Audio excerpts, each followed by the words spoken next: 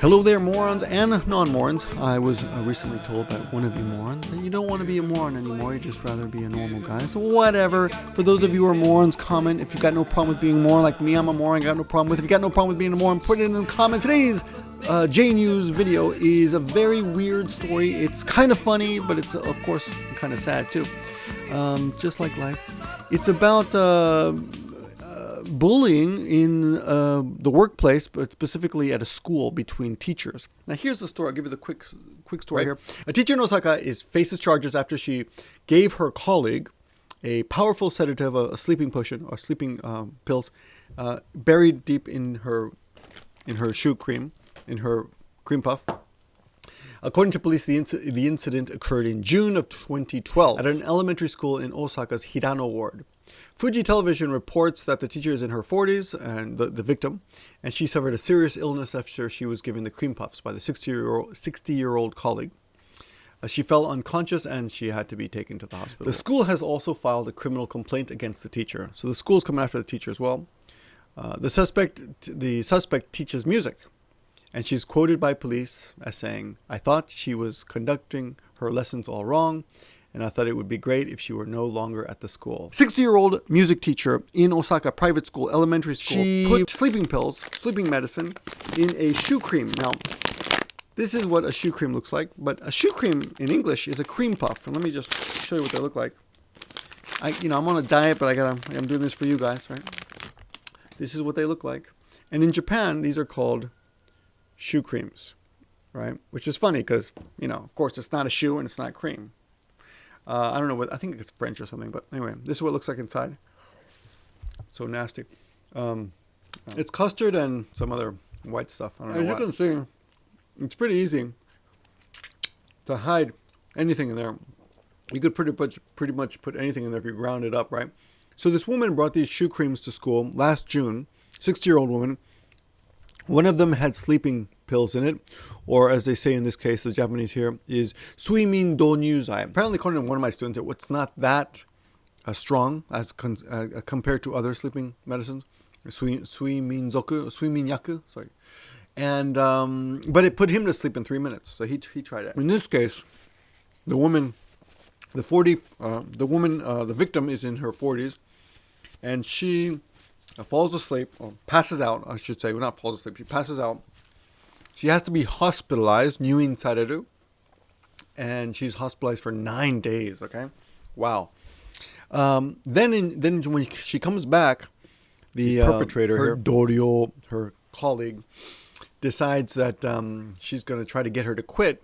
So she writes yamero and baka on her shoes. And then when they catch her, and she says, "Gakko kara inaku nareba ii to omotta." Gakko kara inaku nareba ii to omotta. I thought it would be good if she left the school. So that's her situation. Now, again, thanks to Tomonewsjp, we have some clips. I can show you some clips on that. Pretty useful stuff. Some of this vocabulary even I don't know. Let me just point some of that out real quick before I get to the meat of this. Doryo is colleague. Josei kyou is a female teacher. Now, a lot of you say, well, teacher is sensei, isn't it? Yeah, there's also koshi, sensei, and then a word that I actually have never seen before because it's mostly a written word, kyou, which is a teacher.睡眠導入剤, which is sleeping pills. Kyusei, which is acute. Kyusei. Then kyusei yakubutsu chudoku. Chudoku is poison. Chudoku, or no, I'm sorry, addiction. Chudoku. So this is together drug intoxication. Kyusei yakubutsu chudoku. Then we have what happened. Here's what's happening to the woman. She hasn't been arrested. They're kind of looking into it, and they're not mentioning her name for some reason, though everybody knows what school she's at. And they interview the kids, and they're all like, "Oh, she's such a nice woman. We can't believe this happened." Charging her. They're sending papers to the prosecutors. Shorui soken. Shorui soken means papers are being sent to the prosecutors about her. Another word, as I just told you a minute ago, was koshi. That's for teacher. The教育方針 is the educational policy. And if you watch the Tomo News video, which I really urge you to do because they've been so nice to let us use the video for instruction purposes. So you guys really go over there and just leave a comment or watch it. If the views go up on that and they see that it's worth it, they'll let us continue. So if you like this kind of lesson, do that. The next word is fuman, which is unsatisfied. Fuman. And this is pretty conversational. Fuman desu. Tsuno raseru is to, this is a new one for me. Tsuno raseru, to prompt complains about, to prompt something, to make someone complain about something. Wow, that's a hard one. And the next word, shoku shitsu, that's just the teacher's room, the teacher's office, where the teachers hang out. Shoku is work. In is like a person, and shitsu is the room. So the worker's room, basically, teacher's room. Chuu is meeting, and chuu is in the middle of something. Chuu is in the middle of a meeting. Ishiki fume. Ishiki is your consciousness. Fume is vague, and put these together, it means someone is unconscious. As I said a few minutes ago, nyuu suru, to be nyuu suru is to stay at the hospital, or to be hospitalized. Nyuu suru, nyuu saseru, be hospitalized. Shokuba fuki. Fuki is to return to work. Shokuba is workplace, and fuki is to return to work. There you go together. Rakugaki. Now, when she wrote yamero and baka on the shoes, they use the word rakugaki, which is scribble or scrawl.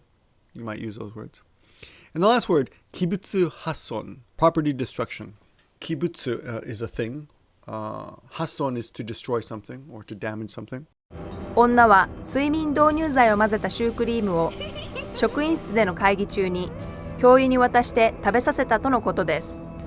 教諭は食べて間もなく意識不明となり、病院に運ばれ9日間入院。When the police interviewed her, she said, 学校からいなくなればいいと思った。I thought it would be nice if she would disappear from the school. How are Japanese netizens reacting to this? Here's some of the more memorable quotes. Oh, it's scary. That's too terrible. Why weren't their names released? These people are public employees. Their names should be released. Won't it be scary if that woman gets hired at a different school? Teachers like this, they're acting like children. It was jealousy. And is it okay to not arrest them and just file papers on them? So that's some of the reactions we're getting here. Apparently, power harassment is quite common in Japan, and they've even written papers on it. Though they're not few. There are not many papers on this topic.